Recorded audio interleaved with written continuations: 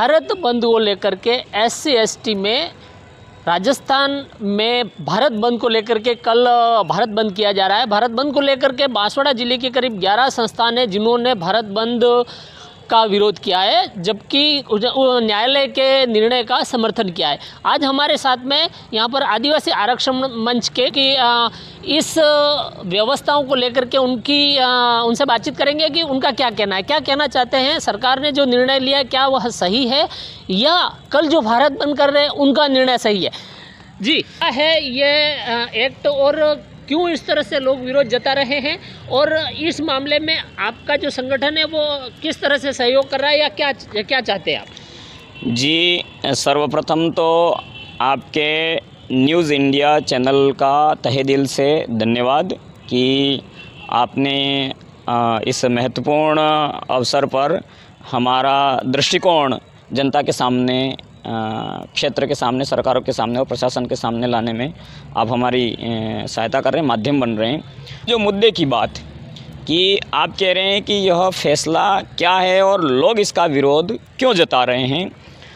तो देखिए, इस देश में जो संविधान के तहत आरक्षण व्यवस्था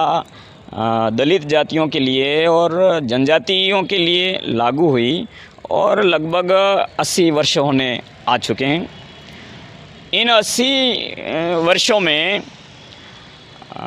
ये पाया गया है और हम सब देख रहे हैं, सबके सामने बिल्कुल ही सारी परिस्थितियाँ बिल्कुल शीशे की तरह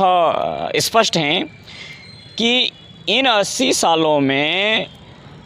इस आरक्षण व्यवस्था के तहत मात्र कुछ इन्हीं गिनी जातियाँ, हमारे राजस्थान में आप देख लीजिए या आप देश में देख लीजिए, इन्हीं गिनी जातियों को ही इसका लाभ उठाते हुए आप देख सकते हैं। बाकी जो शेष जातियां हैं वो आज भी बिल्कुल ही विपन्नता का जीवन जी रही हैं,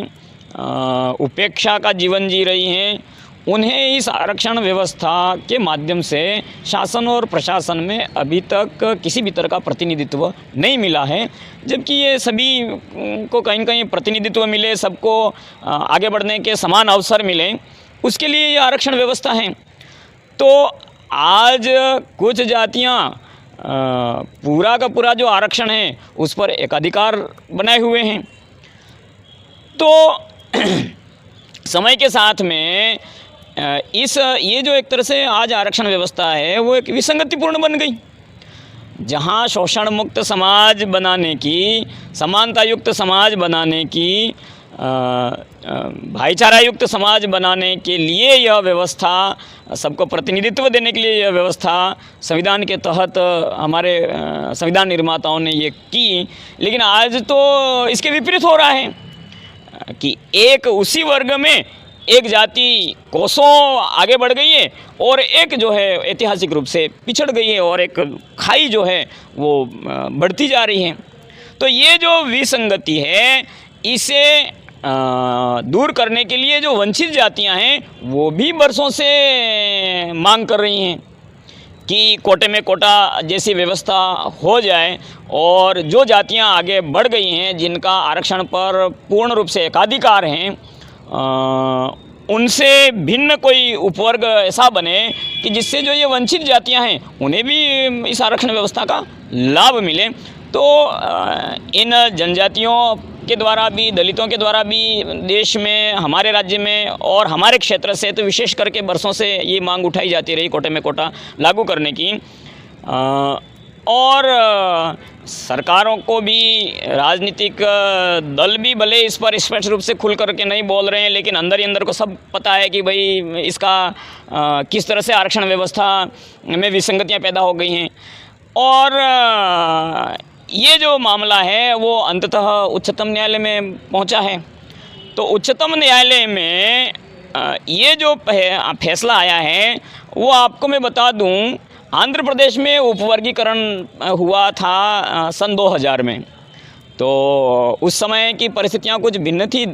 और वो जो मामला है वो हाई कोर्ट के माध्यम से फिर सुप्रीम कोर्ट तक पहुंचा और माननीय सुप्रीम कोर्ट ने 5 जजों की संविधान पीठ के माध्यम से वो उस मामले का नाम था ईवी चन्नैया बनाम आंध्र प्रदेश। और 2004 में सुप्रीम कोर्ट ने ये फैसला दिया था कि भाई ये जो उपवर्गीकरण है वो संविधान सम्मत नहीं है। उपवर्गीकरण के द्वारा आरक्षण को कई टुकड़ों में नहीं बांट सकते, उस तरह का उस समय फैसला आया था। लेकिन आज समीक्षा की ज़रूरत पड़ रही है। वास्तव में उस समय के साथ साथ सुप्रीम कोर्ट अपने स्वयं के फैसलों में परिस्थितियों की मांग के अनुसार संशोधन करती रही है और ये लोकतंत्र के अनुकूल है। लोकतंत्र को बनाए रखने के लिए समय और परिस्थितियों के अनुसार जो उचित हो उस तरह के फैसले लिए जाने चाहिए। तो अभी का जो फैसला लिया जा रहा है क्या वो संवैधानिक है, सही है? जी हाँ, अब जो 7 जजों की पीठ ने 6:1 के अनुपात से इस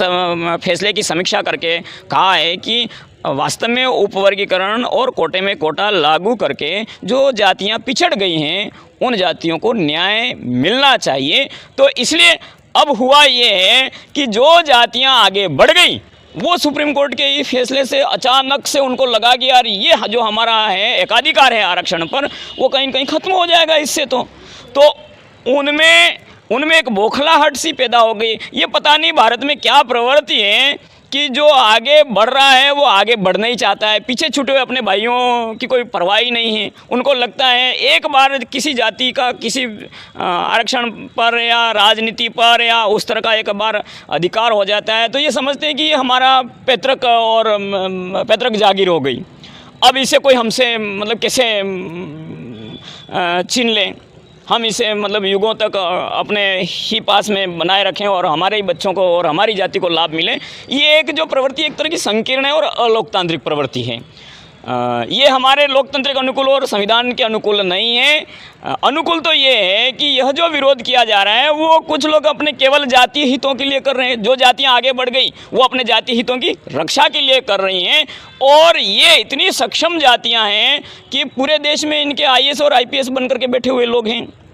हमारे राज्य में हर ज़िले में इनके सारे बड़े बड़े अधिकारी बैठे हुए हैं। तो ये क्या है कि समाज को प्रभावित करते हैं और पिछड़ी जातियों को तो बड़े ही अच्छे से प्रभावित करते हैं और ये सोचते हैं कि हम जो बोलेंगे उसको समाज को स्वीकार ही करना है।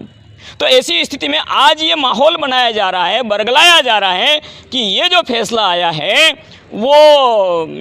दलित और आदिवासी जातियों में फूट डालने का है, उनमें उनको बांटने का है, इस तरह का फैसला है वो असंवैधानिक है। ये जो तमाम भ्रांतियां फैलाई जा रही हैं वो निराधार हैं, अनुचित हैं, अलोकतांत्रिक हैं, असंवैधानिक हैं। बांसवाड़ा में ऐसे कितने संगठन हैं जो इस का विरोध कर रहे हैं? बांसवाड़ा में प्रशासन को जानकारी होगी कौन संगठन यहाँ पर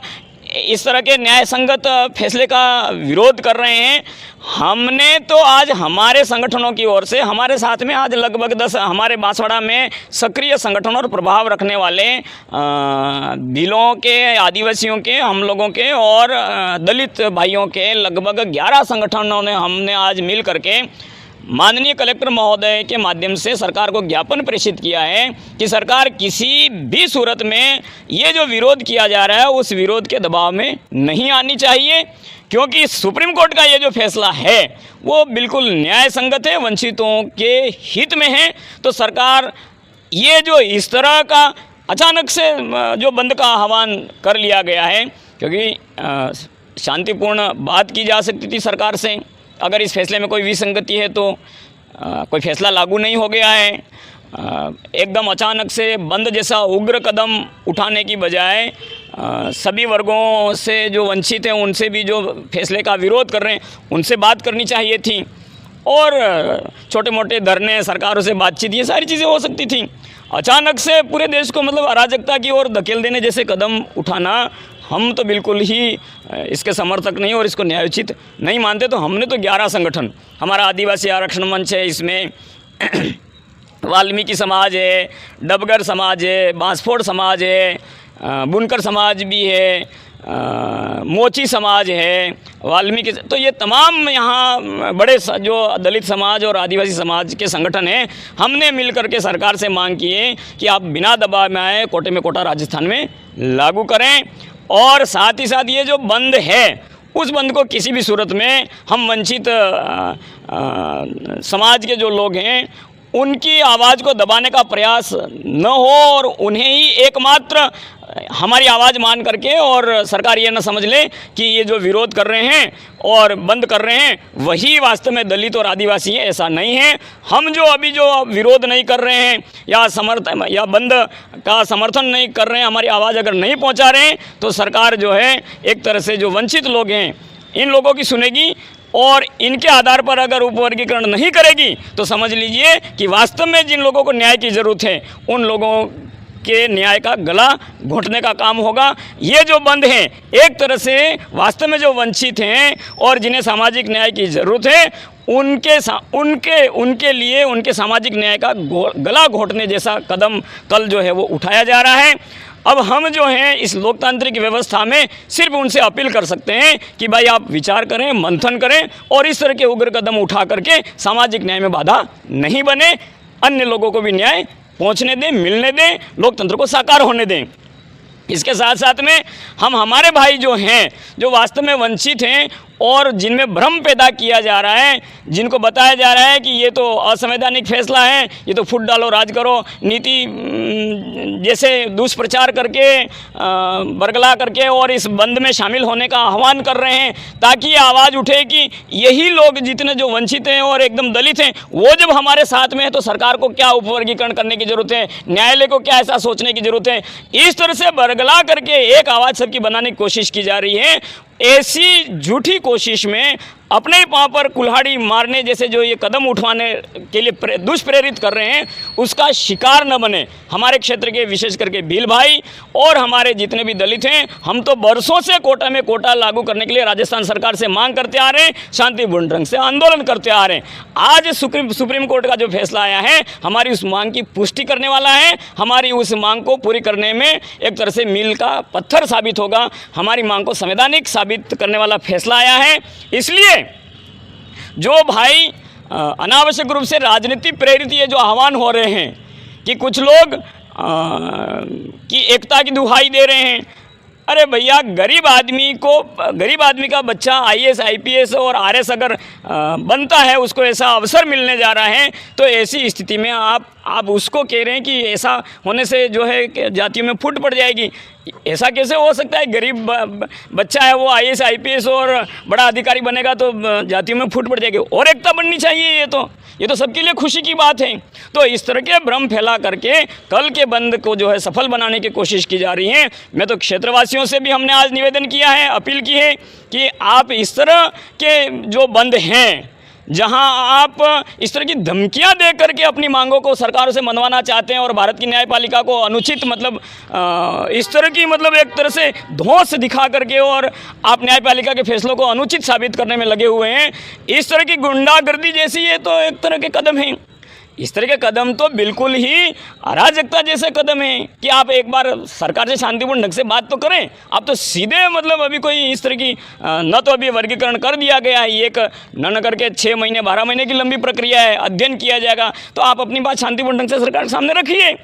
आप तो पहले ही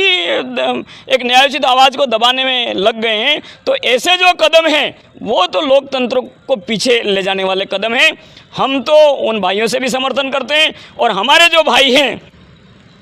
जो कहीं न कहीं अगर दुष्प्रेरित होकर के, गुमराह होकर के ऐसे बंद का अगर समर्थन करते हैं तो समझें कि वो अपने पाँव पर कुल्हाड़ी मार रहे हैं, अपने आने वाले पीढ़ियों का नुकसान कर रहे हैं। जी हाँ, ये थे हमारे साथ में आदिवासी आरक्षण मंच के, जिन्होंने कल के बंद को असंवैधानिक बताते हुए कहा है कि ये बंद गलत है। बांसवाड़ा से गौतम सिंह राठौड़, इंडिया न्यूज़, राजस्थान।